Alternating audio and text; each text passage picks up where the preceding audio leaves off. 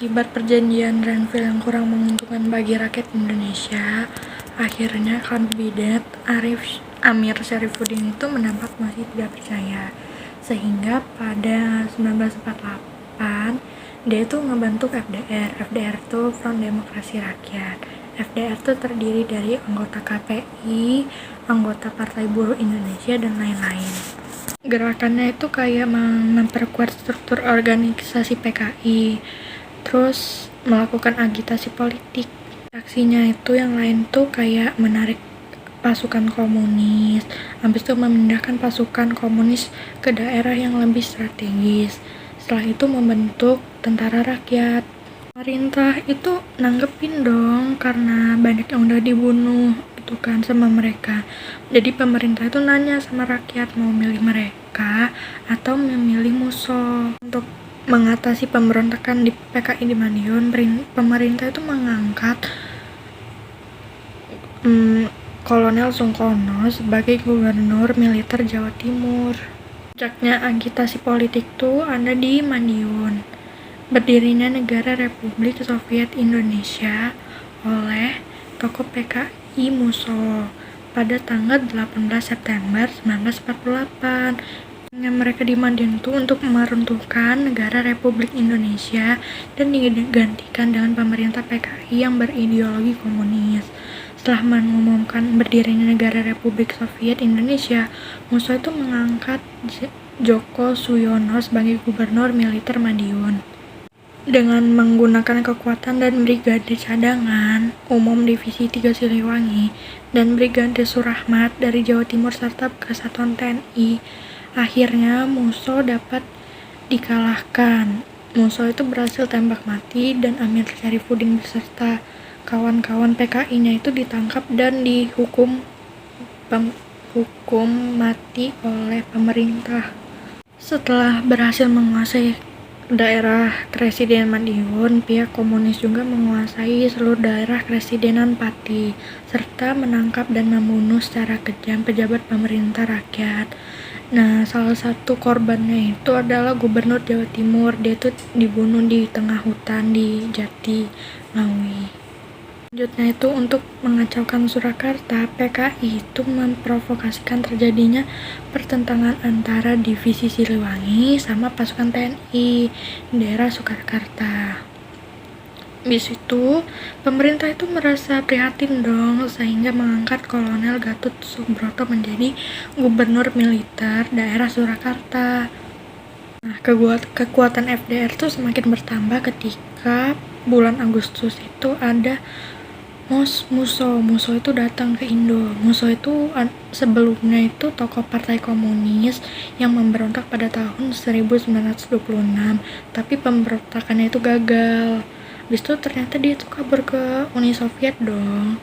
Setelah bergabung ke FDR, Musso itu segera melakukan beberapa tindak aksinya juga. FDR tuh memancing bentrok-bentrokan itu dengan lawan politiknya dan menggunakan gerakan sabotase kayak pemogokan buruh di pabrik karung dengan dukungan buruh anggota FDR. Habis itu ternyata berdasarkan dokumen yang dicita oleh seseorang, diketahui FDR juga memiliki rencana lain. Rio menjadi anggota Masyumi dan menjadi sekretaris satu partai Masyumi. Pada tanggal 14 Agustus 1947, Kartosuwiryo mengatakan perang suci dan melawan Belanda dan menolak isi perjanjian Renville. Sebuah pertemuan di Cisayong pada bulan Februari itu, Kartosuwiryo itu udah memutuskan tuh untuk mengubah gerakan kepartaian Masyumi Jawa Barat menjadi bentuk negara serta membekukan partai Masyumi Jawa Barat selamanya melalui Majelis Umat Islam yang dibentuknya. Selanjutnya, melalui Majelis Umat Islam yang dibentuknya, Kartosuwiryo itu diangkat sebagai Imam Negara Islam Indonesia. Selain itu dibentuk Angkatan Perang Tentara Islam Indonesia. Itu ditempatkan di daerah pegunungan di sekitar Jawa Barat untuk menumpaskan gerakan DITII di Jawa Barat tersebut. Pemerintah itu telah melakukan berbagai upaya dong, kayak pendekatan musyawarah yang dilakukan oleh M. Nasir. Tapi pendekatannya itu tidak membawa hasil sih. Hingga pemerintah itu terpaksa mengambil tindakan tegas. Tindakannya itu kayak operasi pagar betis dan operasi Batara Yuda untuk menumpas gerakan DITII. Operasi pagar betis dilakukannya itu dengan melibatkan rakyat untuk mengepung tempat persembunyiannya gerombolan DITII. Kalau yang operasi Baratayuda dilaksanakan TNI untuk menyerang basis-basis kekuatan pemberontak DITI. Aksinya itu mendapatkan hasil sehingga Kartosuwiryo berhasil ditangkap di Gunung Geber, Majalaya, Jawa Barat oleh pasukan Siliwangi. Itu ini yang di Kalimantan. Nggak lama habis Kartosuwiryo memproklamasikan gerakan DITI Jawa Barat, daerah Kalimantan Selatan, Ibnu Hajar itu juga bekas Letnan 2 TNI memproklamasikan berdirinya gerakan DITI Kalimantan Selatan yang merupakan bagian dari DITI Jawa Barat. Ibnu Hajar bersama pasukannya yang diberi nama Kesatuan Rakyat yang tertindas melakukan berbagai upaya penyerangan terhadap TNI. Tetapi pemerintah telah melakukan aksi tegas seperti menumpas gerombolan Ibnu Hajar dan akhirnya pada tahun 1950 gerombolan tersebut bisa ditangkap. Jadi aku tuh pengen bahas namanya APRA. APRA itu singkatan dari Angkatan Perang Ratu Adil. Gerakan Ratu Adil itu dipimpin kalau nggak salah sama Kapten Raymond Westerling. Gerakan itu sebenarnya semacam kayak gerakan separatism pertama waktu di masa Republik Indonesia Serikat, terus di Bandung gitu. Terus mereka kayak ngajuin ultimatum awalnya buat nuntut biar APRA tuh diakuin jadi tentara Pasundan. Tapi ditolak. Jadi pas tanggal 23 Januari 1950, mereka tuh kayak nyerang mendadak gitu di Bandung, terus nembak mati semua anggota TNI yang ditemuin gitu.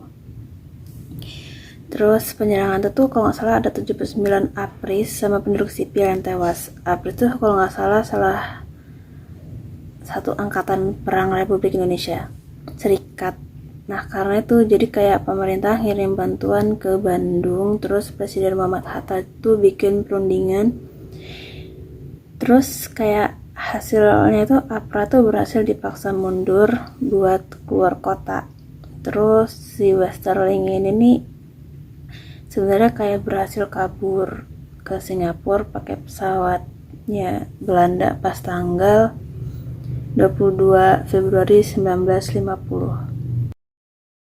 Halo, jadi nama aku Alia Rahmani Ardian dari 12 IPA 2. Di sini aku tuh mau nyeritain gitu tentang pemberontakan Andi Aziz. Jadi waktu Mas Haris itu kayak ada pemberontakan namanya pemberontakan Andi Aziz yang dipimpin oleh Kapten Andi Aziz di Makassar, Sulawesi Selatan. Tujuannya apa sih?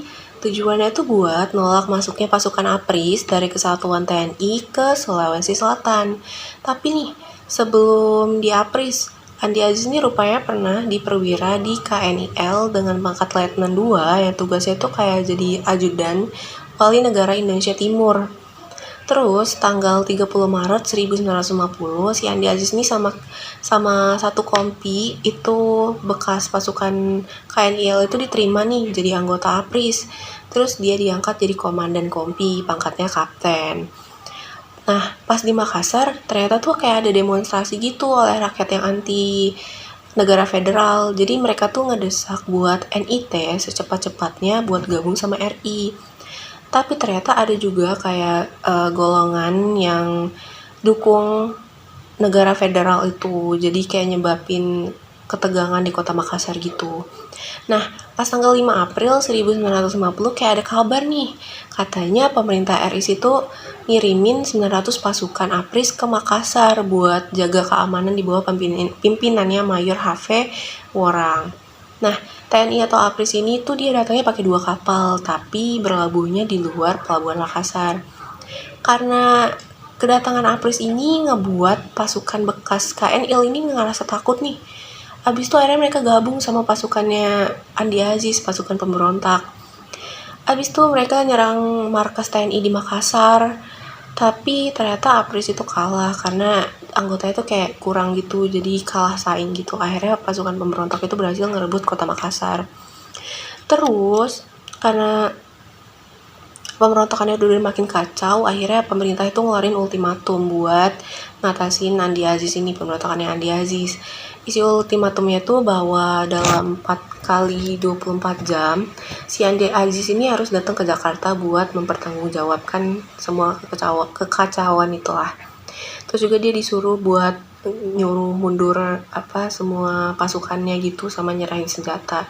Tapi ternyata si Andi Aziz ini nggak datang ke Jakarta nih, kayak ingkar janji gitulah, pokoknya ngelebihin batas waktu. Karena kayak gitu akhirnya pemerintah tuh kayak ngirim ekspedisi militer gitu buat nangkap si Andi Aziz gitu. Akhirnya Andi Aziz itu berhasil ditangkap pada tahun 1950. Cuman pasukannya tuh kayak sempat beroperasi gitu, yang dipimpin sama kayak pasukan bebas KNI yang masih tersisa. Tapi ternyata pemberontakan itu cuma nyampe bulan Agustus 1950.